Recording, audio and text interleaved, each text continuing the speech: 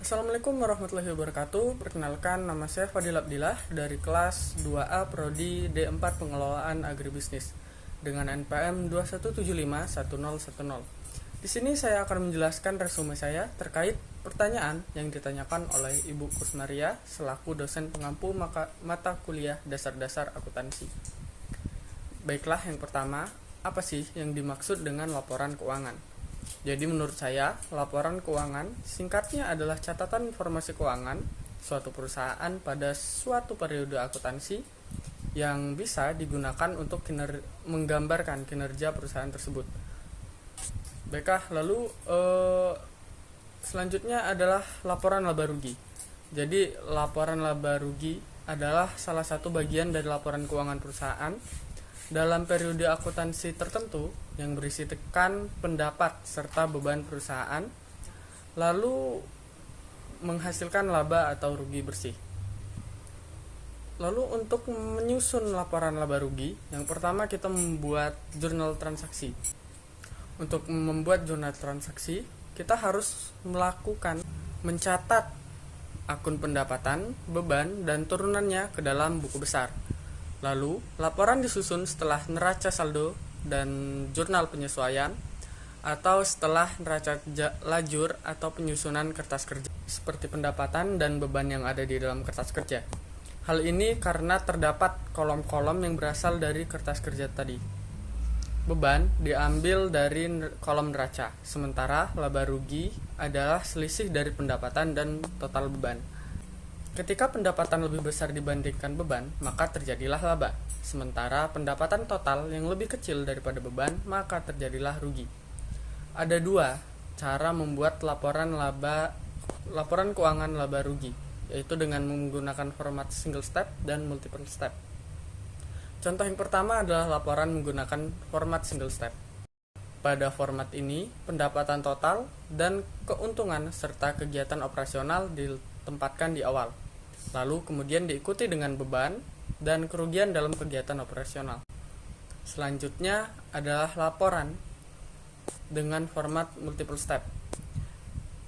Pada format ini terjadi pemisahan antara transaksi operasional dan non-operasional. Kemudian membandingkan biaya serta beban dengan pendapatan. Berikut adalah contoh laporan keuangan dalam bentuk multiple step. Lalu selanjutnya, apa yang dimaksud dengan laporan perubahan modal?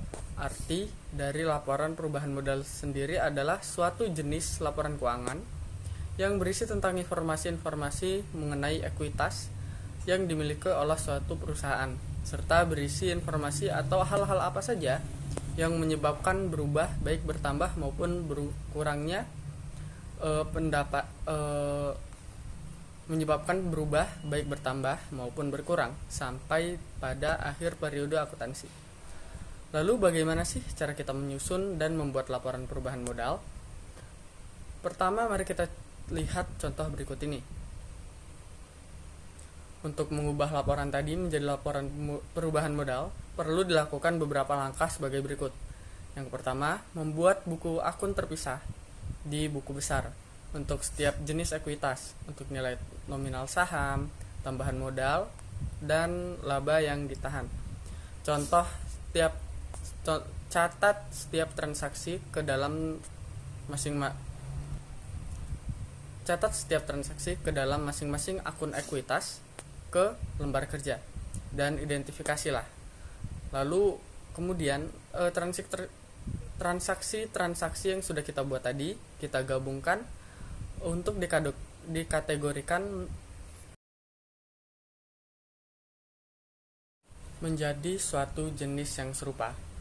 Lalu kita lengkapi data-data tersebut dan memastikan agar saldo awal dan akhir cocok dengan yang ada di buku besar. Lalu selanjutnya adalah saya akan menjelaskan sekilas tentang neraca. Pada dasarnya, neraca adalah bagian dalam laporan keuangan yang mencatat informasi terkait aset, kewajiban pembayaran pada pihak terkait dalam operasional perusahaan, dan modal pada waktu tertentu. Baiklah, selanjutnya adalah langkah-langkah untuk membuat neraca. Baik, langkah pertama yang harus dilakukan adalah menentukan tanggal dan periode pelaporan. Yang lalu di selanjutnya kita harus mengidentifikasi aset, baik itu aset lancar maupun aset yang tidak lancar. Selanjutnya kita harus mengidentifikasi juga kewajiban, baik itu kewajiban lancar maupun kewajiban yang tidak lancar. Lalu menambahkan semua total liabilitas ke total saham pemegang saham dan membandingkan dengan aset-asetnya. Untuk memastikan neraca seimbang, perlu membandingkan total aset dengan fasilitas kewajiban yang ditambah dengan ekuitas. Untuk melakukannya, kita harus menambah kewajiban dan ekuitas itu bareng-bareng. Baiklah, sekian penjelasan dari saya. Terima kasih dan mohon maaf apabila ada kesalahan kata. Wassalamualaikum warahmatullahi wabarakatuh.